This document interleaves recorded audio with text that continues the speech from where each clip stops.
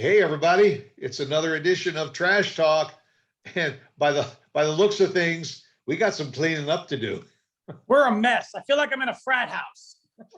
I know all these shows with all this trash behind us has led us to say, you know what? One of these days we got to really clean out the house. We got to clean out the closets. We got to clean out the garage. Everything. Just go through top to bottom.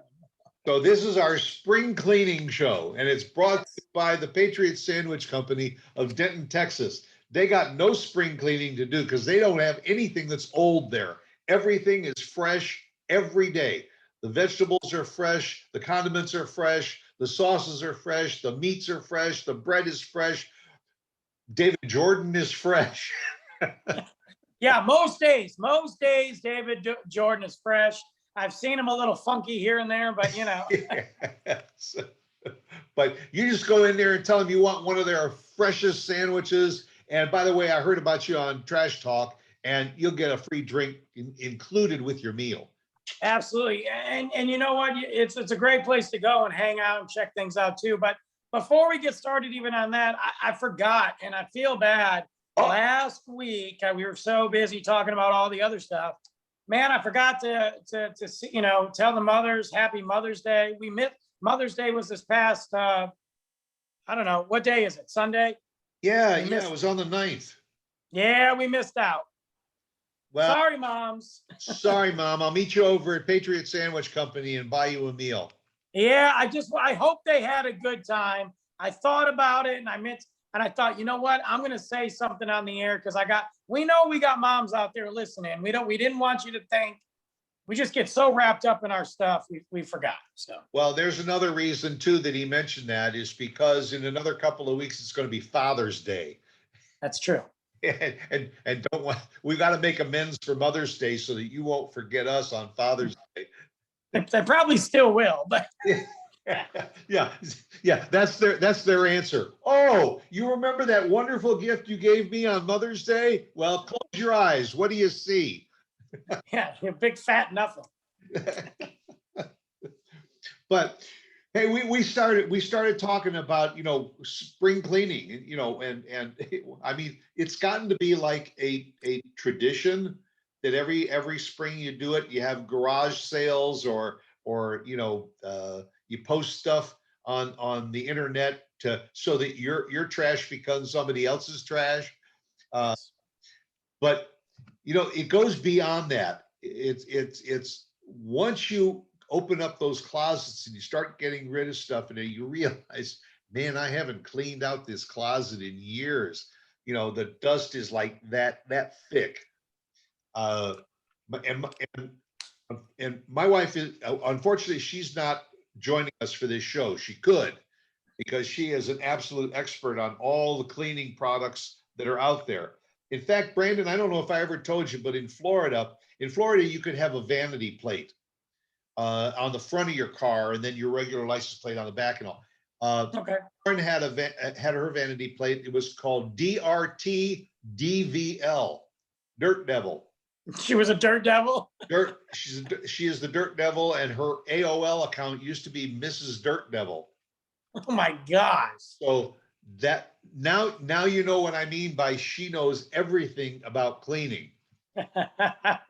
Spring cleaning is a big thing, I mean, you change the seasons, you're changing you're taking your winter clothes. I mean, unless you live in Texas and you're putting them somewhere, you're finding new spots that have been ignored for the last 6.5 months. Right. And it can be a pain in the butt because it's time consuming, but it's got to be done. But there's a lot of great cleaning products and tricks out there. I mean, I just found one that I've actually been using. It's common sense. I don't know why I didn't think about it. Probably because it's so simple.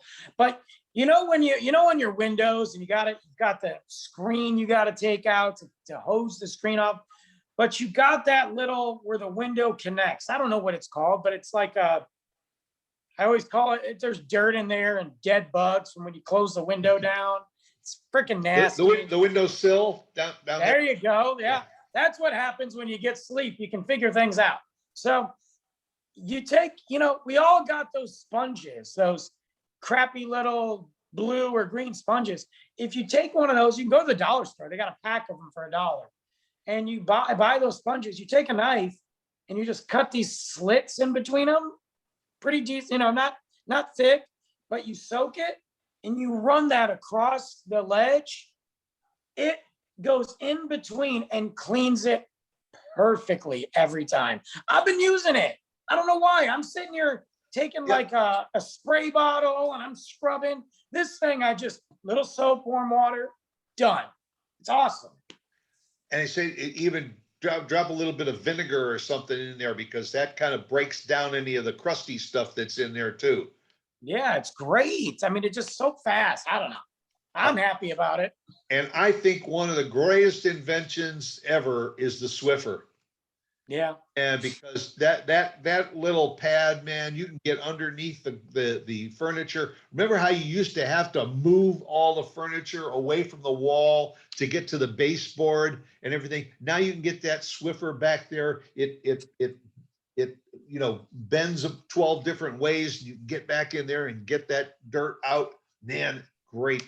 And then you can extend it to get it up there and like get the fan blades.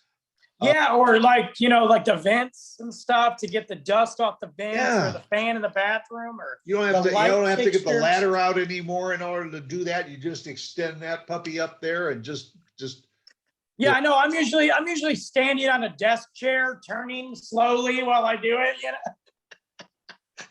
I'm like, this is not safe. And then there's the picture of you the next week with a cast on your leg. Yeah, I'm like, and I was just trying to get the fan blade on the fan. But the Swiffer is a cool thing, and even the pads, they got different pads that you can put on there now too. You can get like the wet jet. They got the wet jet. Swiffer makes the Swiffer jet, but it's got different pads for wood floors, or if you got animals to get that dog hair up. Like, it's really come a long way from just trying to sweep and all that nonsense. Well, not only that, but I mean, I don't know about you, but going back years ago, you used to take a mop and a bucket to clean your floors.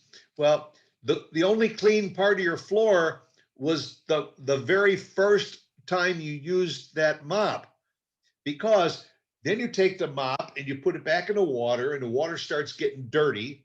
And what do? You wring out your dirty mop and you put it back on the floor and you start. So what are you doing? You're really spreading dirty water everywhere. I used to tell that to the staff at work. Like, I would have the staff do that. And I'm like, dude, you need to change that halfway through, because you're just flinging sludge back on the floor, Right. It's just that now it's a little thinner layer of dirt. That's just a little. It's a little less. Yeah, Speaking of dirt, in spring, we plant stuff. We do all those different things. You might know this. Again, I didn't know this. I was excited. So tomato plants. A lot of people plant their tomatoes. They get the plant, and they put it straight up and down. You're not supposed to do that at all. Really? See, I didn't know that. So if you look at a tomato plant, you're supposed to plant it sideways in the ground and then position it up. So like an L. The reason is, if you look at that plant, you see all these little goosebump looking things on the stem. Those are actually part of the root system. If you lay it down, those little goosebumps will grow roots into the ground. It'll position that plant to have a much, maybe even double or triple your root system, which will make it stronger so it won't blow over in the wind, but it'll also make it healthier to produce double the tomatoes. Well, see, I never knew that, because my tomatoes are always challenged anyway, because between the squirrels and the rabbits and everything else that's out there in the garden, they usually get to the tomatoes before I do. Yeah, I mean, with every creature out there. But I was amazed by it. I mean, when I saw it, and somebody was telling me about it, and I looked it up and I saw the results, and I'm like, well, that makes sense, because I mean, I've always just put them straight down, or But no, they're meant to go that way because they literally have the roots on the bottom already. It's pretty cool. Well, I think there's even some tomato plants or something that you grow upside down, where the soil Yeah. is on the top and They it come down. down like a vine. And hey, if you're outside too, we all got bug problems, obviously. Oh. But if you're looking for, you know, obviously mosquitoes, especially here in Texas, and wasps, I freaking hate wasps. They serve no purpose. They should be eradicated. I hate them. But although I guess they do some wasps do pollinate, but that's a whole different thing. So if you want to do something nice, you know, you don't want to get chemicals. You don't want to put toxic waste in your yard or spray it. They hate mint. They hate it. They hate what? Mint. Mint.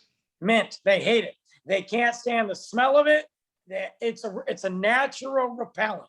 So you can plant mint, or I actually have mint spray, and I spray a little barrier around my patio. And if I see them flying, I'll spray the area. You'll see them fly by and kind of hover. They leave. They disappear. They hate it. So it won't kill them, but it'll deter them to go away, and they won't put their little nest there. Yeah, and I think I've heard the same thing about lavender, that lavender sometimes repels mosquitoes. There's Lavender. Marigolds. Marigolds are supposed to I think keep critters away from your yard. Well, and garlic too. If you know, mosquitoes hate garlic too. So I mean, you could just eat a bunch of pasta and you'd be all right. But yeah, they hate it. So there you go. Yeah, vampires too hate garlic. Yeah, that'll keep them away too. So vampire, anything that sucks blood, you're good. Oh wait, okay, my final one, and then I'll shut up. But we're talking about bugs, fire ants in Texas. Oh, oh my God, they're deadly, deadly. And they always find you, especially if you're out there working in the garden, you know, you're trying to fix up your garden and everything, and all of a sudden, and you don't see them for some reason, they just kind of crawl up on your foot or your ankle and everything. But once they bite you, forget about it. You're going to be itching for a week. I didn't know. So we don't have fire ants in Michigan, and I didn't know that they were in Texas. I just didn't think about it. I just thought they were in like Africa or something. And I saw all these dirt mounds, and I'm like, what the heck is that? And I found out the hard way. But especially after it rains, and you know, in May we've had some rain lately, you'll see the mounds pop up. Yep. And it's just because it's easier to push and maneuver. Well, a lot of times in your yard, if you got two mounds, even if they're close to each other, it's not the same colony. It's a different colony. It's the Hatfields and the McCoys. Yes. Yeah. Basically. So if you take a shovel and get some cornstarch and you dig just a little so they all come crazy out, and you put a little cornstarch on your shovel, they get kind of stuck on there. They won't climb it. It's something about it. They can't. But if you do that and dump it on the other mounds, they'll kill each other. Yeah, we get some kind of like it's an ant killer that you just shake it right on the mound, and they come up out of the mound. They love the stuff. They take it back. They take it back with the rest of the colony, and it's gone. But you know, you're right. When we're not talking just a little ant hill, we are a mound that can grow a foot or 2 feet higher than the ground level. Especially if they're out in the field and they go unchecked. Like they can get National Geographic size. And you don't want to take the kids anywhere near it. You don't want to take your pets anywhere near it, because Luke ants knows. will get it, or the chemicals that are around it will get to them. Yeah, Luke knows not to touch that dirt. But the cool thing about this is you're not using chemicals. So you're literally scooping an ant pile, putting it on another ant pile. And what they do is they seek out each other's queen and kill the queen. Once the queen's dead, they're gone. They disappear. That's like a good sci-fi movie. Yeah, it's like a war of ants. But right. You know, I'm all about doing things extra to not throw chemicals everywhere. Sometimes though, I'm with you. I'm just going to dump some chemicals on it and fry them. Let them go, man. Well, the other thing you do, just take out the garden hose, put it on jet and everything, and just pulverize that anthill. You drown them out or something. Or you see if they can swim.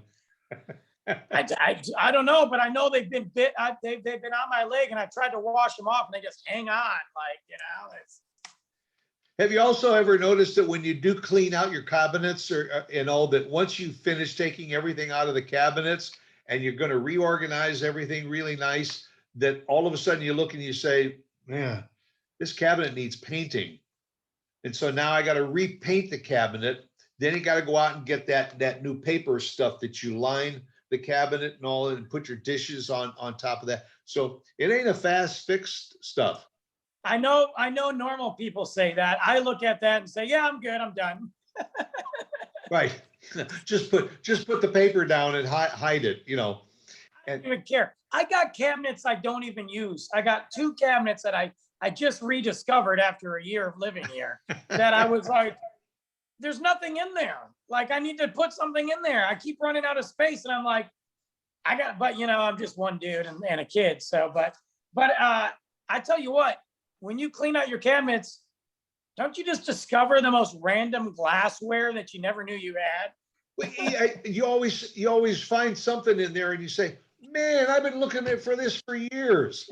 Now you've gotten along for years without it, but when you see it, you say, man, I wonder where I put this. And here it is. And so now what do? You move it to the front of the cabinet and you still never use it.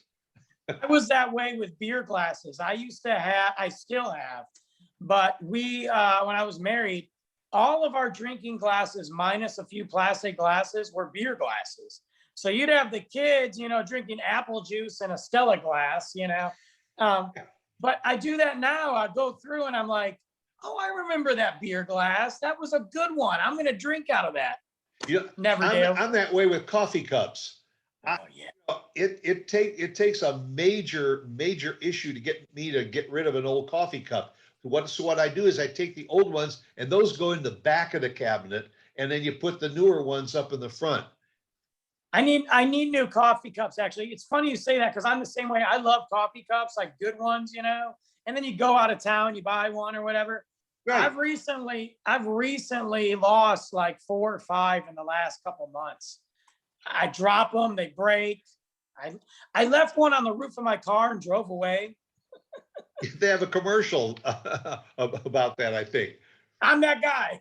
Yeah, but and I'm like a lot of people. I probably have close to 30, maybe even closer to 40 coffee cups. Wow. I'm one in the family that drinks coffee. Oh, really? Yeah. And I mean, I rotate them. But I rotate among about the same 6 coffee cups. So the one sitting way in the back, one that I got 40 years ago, I can't get rid of it. It's like memorabilia. And so sticking it in the back. I just why don't you put on the desk and put pens and pencils in it? I can't do that. I might just one day have a cup of coffee in it. Right, just in case. You might be in the mood for that cup. You know what I dropped? Literally, I think it was like a week or 2 ago. The one I got from KVGI when I first met you, and you gave me one. I just dropped it. The handle broke. I couldn't tell you how mad I was. I was like, "Come on, that's a memory." So you go out and you get the crazy glue. I was so mad. Oh, it's fun. But, I mean, there's all kinds of products out there, and yes, every year they come out with new products. And if you go down the aisle, the products that you're used to, now it's new and improved. And probably they haven't done a damn thing to it, but they say it's new and improved so that you'll say, oh, I haven't used that in a while. I mean, but Mr. Clean must be 120 years old now. He looks great. Yeah, he still looks great. Why? Because he cleans regularly. You know what I love? I love all the wipes. Like, I love the Clorox wipes, disinfectant wipe. I love the way they smell. I don't even know if they're really working, Yeah, but I yeah. love them. When you can find them. Like during Yeah. the pandemic, you couldn't find the Lysol wipes. Look, now I've got Lysol wipes till the next pandemic, Hey, but now you know, Lysol is still hard to find. but now you know what to store in that empty closet that you found. Fill it up with Lysol wipes. I got plenty of hand sanitizer and I got so many Lysol wipes. It's unbelievable. And what I do is when I open up that cabinet and I notice that that cabinet needs painting, I fill it up with toilet paper and paper towels. Just let it go. You know, and it covers up the part that needs painting. That's a good idea. You know, I'm looking at those cabinets and I'm like, that could be a paper towel holder. Yeah. Just during the pandemic, we started saving stuff in our pantry. Well, then the pantry started to overflow and we had toilet paper in the guest room. We had toilet paper underneath the sinks in the bathroom. We started, I don't know why, but my wife started buying salad dressing. And there's only 2 of us in the house and we must have 20 bottles of salad dressing.